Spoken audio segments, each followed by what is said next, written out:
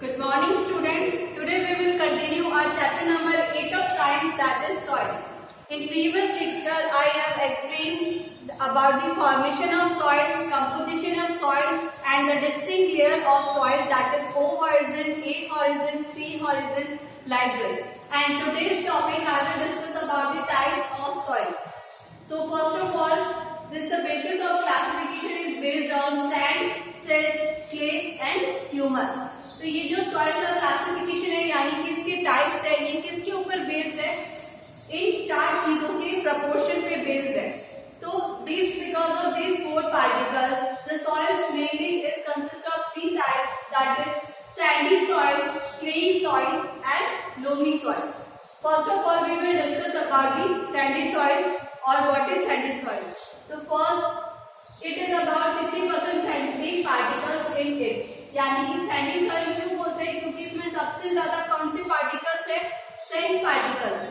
तो this is made up of 60% sand particles, that is why this soil is known as sandy soil.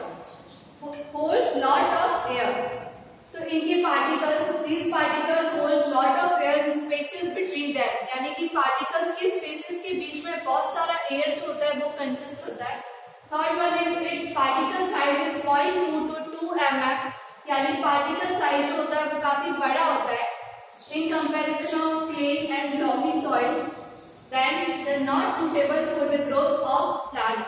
यानी कि अगर आपको paddy plants के लिए करना है या जो प्लांट जो वाटर रिक्वायरमेंट को ज्यादा कैरी करते हैं, वाटर रिक्वायरमेंट उनको ज्यादा चाहिए होता है, उसके लिए ये सॉइल जो है this is not useful for that type of plant which requires more water for their growth. यानी कि जिन प्लांट्स को ग्रोथ के लिए प्रॉपर रिक्वायरमेंट या ज्यादा पानी की जरूरत होती है उनके लिए ये सॉइल जो होता है वो सूटेबल नहीं होता है. So this is these are some examples which is based on the sandy soil. यानी कि ये एग्जांपल है जो सैंडी सॉइल के अंदर जो है ग्रोथ करते हैं, that is example cactus and date palm. तो ये जो है ये कैक्टस आपने देखा होगा डेजर्ट एरिया में होता है जहाँ इसको वाटर की ज्यादा जरूरत नहीं होती है, इसीलिए ये कौन सी सॉइल के अंदर ग्रो करता है? सैंडी सॉइल में. So this soil can hold a little water. और ये soil जो होता है वो बहुत ही little water को hold करके रख सकता है क्योंकि इसकी particle का size बड़ा होता है. Now we will discuss about the clay soil. It can hold a lot of water. It becomes very sticky when wet. तो जब ये गीली हो जाता है तब ये बहुत चिपचिपा सा हो जाता है, बहुत sticky हो जाता है. और लेकिन इसका सबसे अच्छा बेनिफिट क्या है? That it can hold a lot of water. इसके अंदर बहुत सारा वाटर कंटेंट जो है वो मॉइस्चर काफी टाइम तक रहता है, बहुत सारा वाटर को होल्ड करके रखता है. These particles, soil particles are less than 0.2 mm. तो इनसे इनका पार्टिकल का साइज क्या था? 0.2 to 2 mm था. 0.2 mm से कम का जो पार्टिकल साइज होता है वो किसमें आता है? क्ले सॉइल में. यानी कि इनके पार्टिकल्स कैसे होते हैं? बहुत छोटे होंगे. Rich in minerals. This soil also has one benefit more, that it is rich in minerals. दो benefit है. एक तो ये minerals rich soil है and the first benefit is it can hold a lot of water. So this is good for the paddy plants. तो ये paddy plants के लिए जो है वो बहुत अच्छा होता है. Paddy plants यानी धान के जो पौधे होते हैं like wheat, उनके लिए ये soil जो है वो important होता है. पर जो fruit plant है, fruit plants के लिए ये helpful नहीं है clay soil. Now we will discuss about the loamy soil. Loamy soil is a mixture of humus, sand and clay.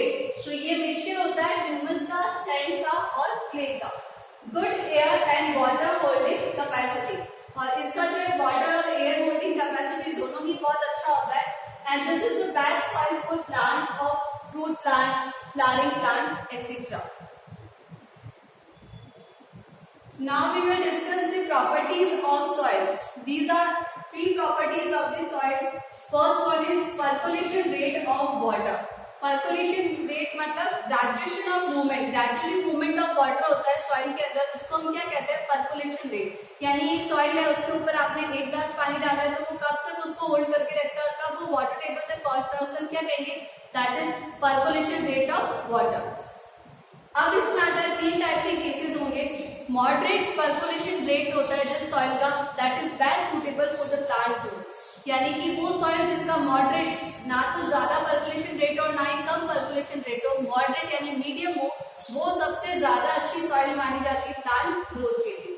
और जिनका the soil which has low percolation rate that can block the air pores in the soil, यानी कि जिस soil का percolation rate लो होता है वो soil क्या करता है, उनके पार्टिकल्स के बीच में जो एयर पोर्स होते हैं यानी एयर फिल होती है उनको ब्लॉक कर देता है। तो वहां पे प्लांट जो है वो ग्रो नहीं कर पाएंगे क्योंकि रूट्स को जो है वो गैसेस नहीं मिल पाती है, तो वो ब्रीथिंग नहीं कर पाते। The third one is if water drains too fast, या फिर क्या होता है हाई पर्कुलेशन रेट होगा तो मूवमेंट क्या हो जाएगा पानी का, जैसे आपने पानी डाला वो कहाँ पहुंच जाएगा, वाटर टेबल तक। वाटर टेबल तक पहुंचने के लिए प्लांट्स के पास में कैसा होना चाहिए, रूट सिस्टम डीप या एक्सटेंसिव रूट सिस्टम होना चाहिए, यानी कि उनकी रूट्स बहुत ही ज्यादा अंदर तक जानी चाहिए। तो इसीलिए आपको अगर पूछा जाए which is the best suitable percolation rate, you can say the moderate percolation rate of water is suitable for the plant growth. Second one is moisture. Moisture content means क्या होता है, water holding capacity.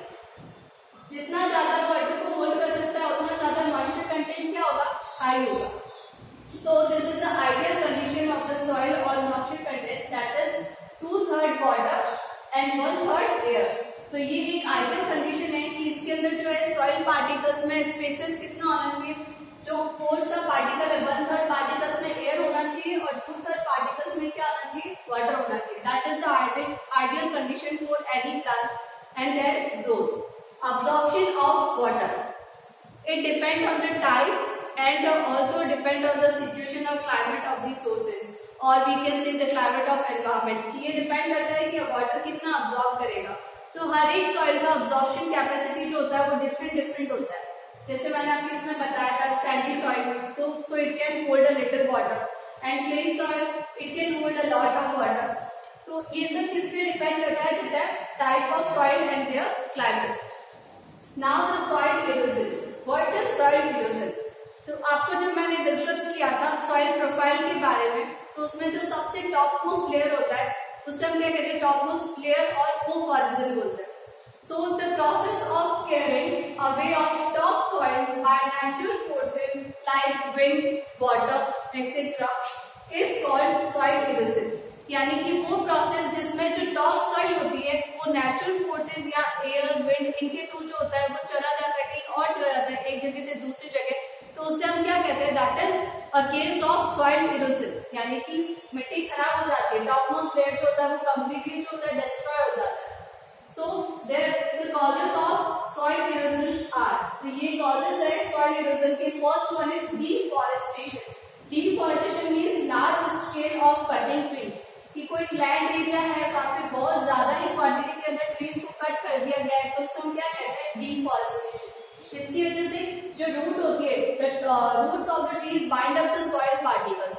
यानी कि tree का जो root होता है वो सॉइल पार्टिकल्स को बाइंड अप करके रखता है, होल्ड करके रखता है, उसे एक हवा से या पानी से दूर नहीं जाने देता है. तो ये अगर ट्री काट देंगे, हम कटिंग ऑफ ट्रीज कर देंगे, तो वो क्या हो जाएगा, जो टॉप मोस्ट लेयर है वो उसके पार्टिकल्स लूज हो जाएंगे, और जैसे वो लूज होंगे तेज हवा या पानी आएगा तो वो उसके साथ में सॉइल के पार्टिकल्स को भी लेके चला जाएगा.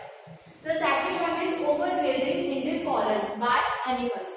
तो जो एनिमल्स होते हैं उनको जो फीड करते हैं प्लांट्स के ऊपर, अगर वो ओवर ग्रेजिंग करे, एक ही लैंड पर बार बार जाकर उनका ग्रेजिंग हो रहा है, ओवर ग्रेजिंग हो रहा है, तो वहाँ का लैंड जो होगा कैसा हो जाएगा, बैरन हो जाएगा, यानी अब वहाँ पे प्लांट जो होंगे वो डेवलप नहीं होंगे. Third one is clearing the forest for the construction purpose. Third होता है कि फॉरेस्ट को क्लियर करना, मतलब एक लार्ज स्केल एरिया, अब मुझे वहाँ पे बिल्डिंग कंस्ट्रक्ट करना है, लैंड एरिया चाहिए, तो मैं क्या करूंगी, फॉरेस्ट को क्लीन कर दूंगी. So this is also reason of the soil erosion.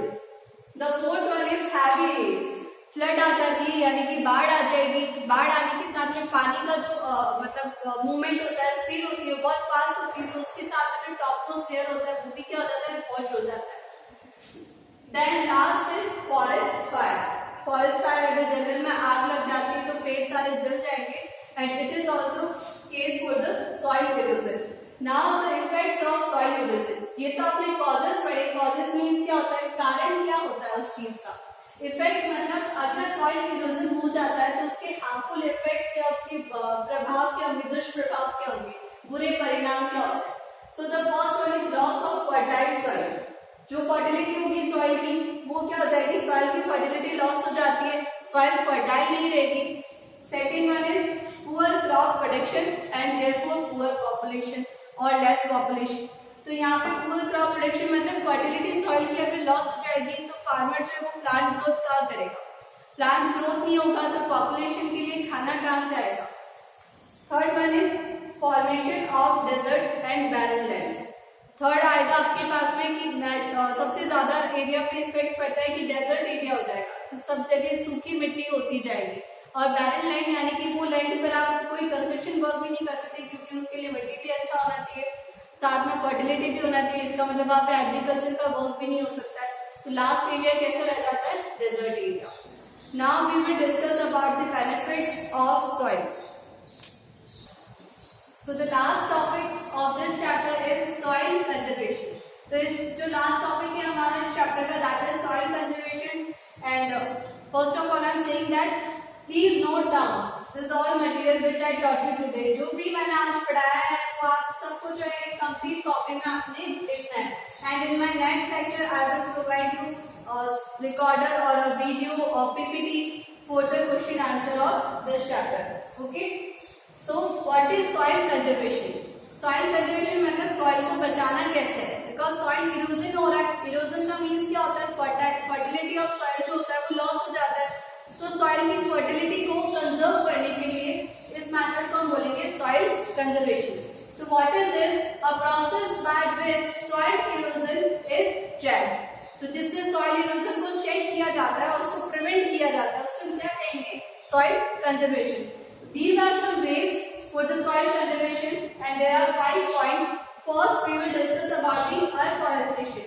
Deforestation का means क्या होता है, large scale of cutting the trees, यानी कि cutting of trees एक large scale पे करना उसे हम बोलते हैं deforestation, forest land को हटा देना।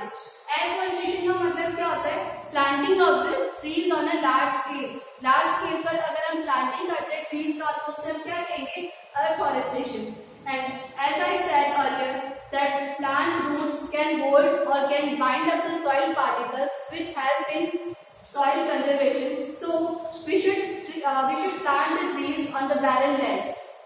यानी कि अगर एफोरेस्टेशन में आपको क्या करना है, लार्ज स्केल पर ट्रीज को प्लांट करना है और फार्मर को भी ये एडवाइस दी जाती है कि जहाँ पे वो कल्टीवेशन नहीं कर रहा है उस लैंड पर जो है वो ट्रीज को जो है वो बाइंड अप कर सकता है या ट्रीज को उसके सॉइल पार्टिकल्स के लिए हेल्प कर सकता है, जिससे उसकी लैंड का जो फर्टिलिटी है वो बना रहे।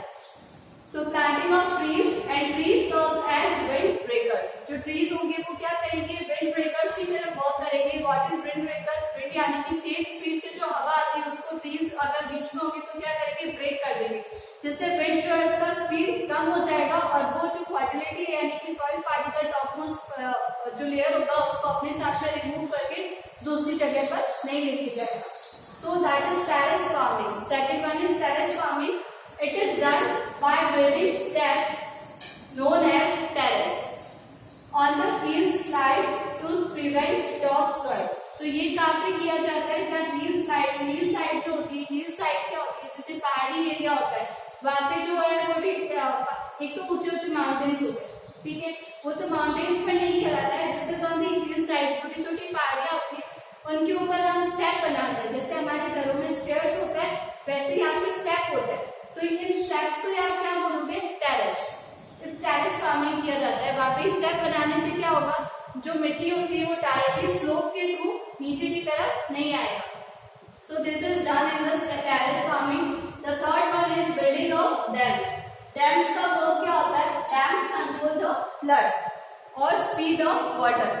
तो ये क्या करेगा, हैवी रेन होती है उस टाइम डैम क्या करते हैं, कंट्रोल करते हैं उस वाटर को होल्ड करके रखते हैं ताकि एरिया के अंदर जो है वो पानी नहीं जाए, फ्लड ना आए, बाढ़ नहीं आए और उसकी वजह से टॉप सॉइल का इरोजन ना हो।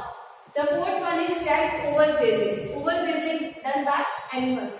सो what is by preventing overgrazing, green cover on land is protected.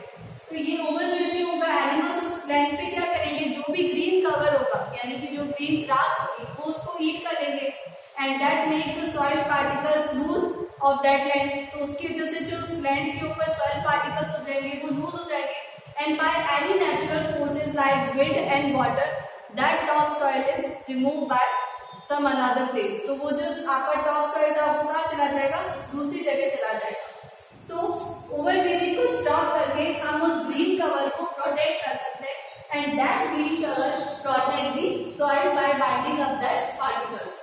Now the fifth and the last is construction of embankments.